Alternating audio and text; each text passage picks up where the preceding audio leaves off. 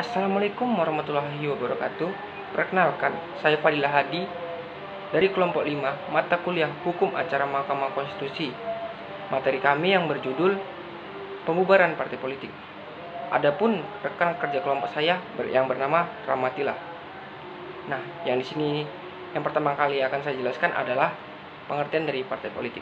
Menuju pasal 1 angka 1 Undang-Undang Nomor 2 Tahun 2011 tentang perubahan atas Undang-Undang Nomor 2 Tahun 2008 tentang partai politik.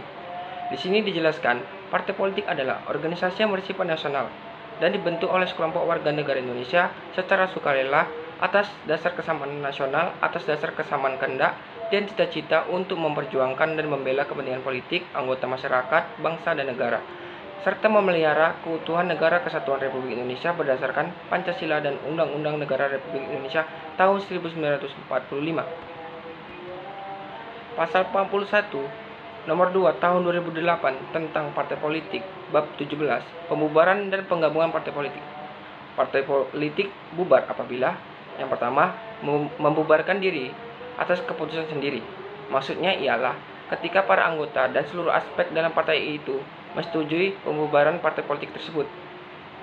Yang kedua, dibubarkan oleh Mahkamah Konstitusi. Melihat wewenang Mahkamah Konstitusi yaitu menguji undang-undang terhadap Undang-Undang Dasar Negara Republik Indonesia tahun 1945. Memutus sengketa kewenangan lembaga negara yang kewenangannya diberikan oleh Undang-Undang Dasar Negara Republik Indonesia tahun 1945. Memutus pembubaran partai politik dan memutus perselisihan tentang hasil pemilu. Partai politik dapat dibubarkan oleh Mahkamah Konstitusi apabila ideologi, asas tujuan, program partai politik bertentangan dengan Undang-Undang Dasar Negara Republik Indonesia tahun 1945.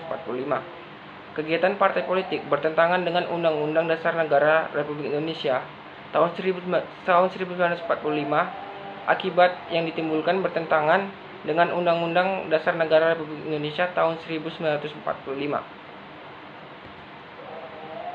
Menggabungkan diri dengan partai politik lain. Pasal 41 Undang-Undang Nomor 2 Tahun 2008 tentang Partai Politik Bab 17 Pembubaran dan Penggabungan Partai politik bubar apabila menggabungkan diri dengan partai politik lain. Pasal 43 Undang-Undang Nomor 2 Tahun 2008. Yang pertama, ayat 1, penggabungan partai politik dengan partai politik lain dapat dilakukan secara A. Menggabungkan diri, membentuk partai politik baru dengan nama, lambang, dan tanda gambar yang baru, atau yang B. Menggabungkan diri dengan menggunakan nama, lambang, dan tanda gambar salah satu partai politik. Ayat 2, partai politik baru hasil penggabungan tersebut harus memenuhi ketentuan sebagaimana dimaksud dalam pasal 2 dan pasal 3. Pasal 3, partai politik yang menerima penggabungan partai politik lain sebagaimana dimaksud pada ayat 1 huruf B tidak diwajibkan untuk memenuhi ketentuan sebagaimana dimaksud dalam pasal 2 atau pasal 3. Pasal 44 Undang-Undang Nomor 2 Tahun 2008. Ayat 1, pembubaran partai politik sebagaimana dimaksud pasal 41 diberitahukan kepada Menteri. Ayat 2, Menteri mencabut status badan hukum partai politik sebagaimana dimaksud pada ayat 1. Pasal 45 Undang-Undang Nomor 2 Tahun 2011. Pembubaran partai politik sebagaimana dimaksud dalam pasal 41 diumumkan dalam Berita Negara Republik Indonesia oleh Kementerian. Nah, materi selanjutnya akan dijelaskan oleh rekan kerja kelompok saya yang bernama Rahmatillah.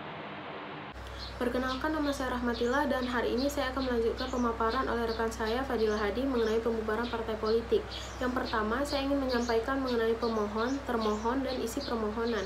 Pemohon diatur dalam pasal 68 ayat 1 Undang-Undang Nomor 24 Tahun 2003 tentang Mahkamah Konstitusi yang menyatakan bahwasannya pemohon dalam perkara pembubaran partai politik adalah pemerintah atau pemerintah pusat, yang juga ditambahkan dalam pasal 3 ayat 1 PMK Nomor 12 Tahun 2008 yakni Jaksa Agung dan garis miring atau menteri yang ditugasi oleh Presiden. Sedangkan termohon yakni partai politik nasional maupun lokal yang diwakili oleh pimpinan parpol yang dimohonkan untuk dibubarkan.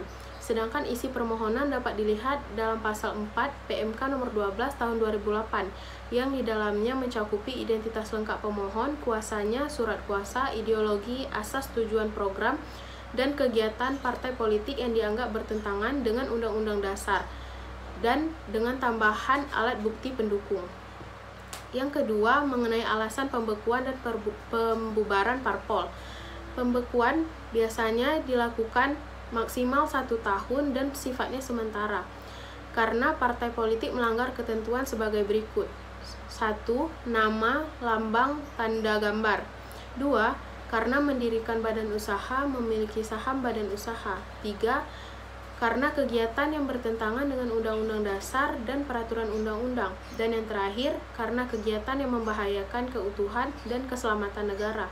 Adapun yang selanjutnya mengenai alasan pembubaran partai politik. 1. Partai politik telah dibekukan namun masih melakukan pelanggaran yang sama. 2.